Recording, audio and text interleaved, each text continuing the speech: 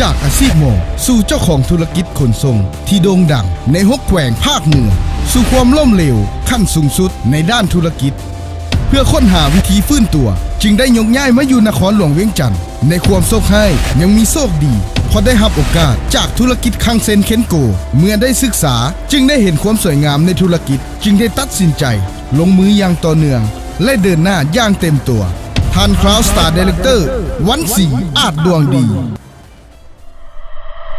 ตอนที่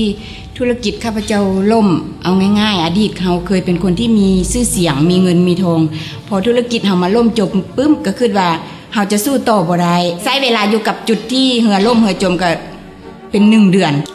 หลังจากนั้นเนาะก็ได้มาเริ่มต้นสร้างชีวิตใหม่โดยการคิดว่าถ้าจะอยู่หันต่อก็คือมันยุ่งยากข้าพเจ้าจึงได้ตัดสินใจยกย้ายมาอยู่ที่นครหลวงเวียงจันทน์ช่วงระยะนั้นพอดีมีคนมาแนะนำให้รู้จักกับธุรกิจขังเซ็นเนื่องจากข้าพเจ้าคิดว่า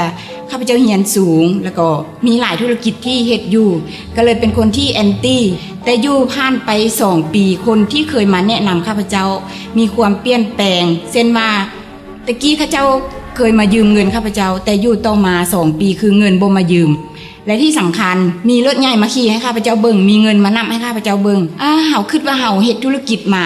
ผ่านไป2 ปีธุรกิจหลายอย่างที่เฮาเฮ็ดแต่บ่มีหยังที่เปลี่ยนแปลงสิ่งที่เฮาได้ก็คือได้แต่เงินได้เงินมาก็ไปซื้อมาได้เงินมาแล้วก็ไปซื้อมาแล้วก็มานั่งเฝ้าฉะนั้นข้าพเจ้าจึงคิดได้ว่าเขามีความเปลี่ยนแปลงเฮาก็น่าจะลองไปเปิดโอกาสเบิ่งหลังจากที่ข้าพเจ้าตัดสินใจก้าวเข้ามาสู่ธุรกิจขังเซ็นคือที่สำคัญคือข้าพเจ้าเป็นคนที่มุ่งมั่นเนาะตั้งใจเรียนรู้จนถึงความเข้าใจอย่างถึงทงปีที่7ข้าพเจ้าก้าวเข้าสู่ตำแหน่งไดมอนด์สตาร์และปีที่10ข้าพเจ้าประสบผลสำเร็จตำแหน่งข่าวสตาร์ไดเรคเตอร์คือตำแหน่งที่อยู่ในปัจจุบัน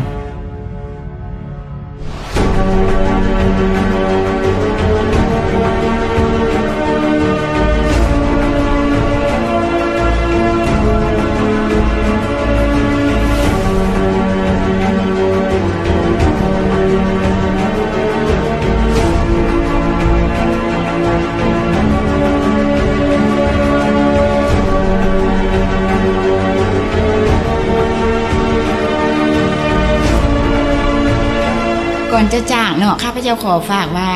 เวลาทุกวินาทีล้วนแต่มีคุณค่าอย่าให้ผ่านกายไปโดยที่เฮาบ่ได้คว้าโอกาสแห่งความสำเร็จนั้นไว้จงเริ่มต้นวันนี้ให้ดีที่สุดแล้วท่านจะมีสุขในวันหน้าตำแหน่งข่าวสตาร์ยังรอท่าอย่ารอซาฮิบลงมือ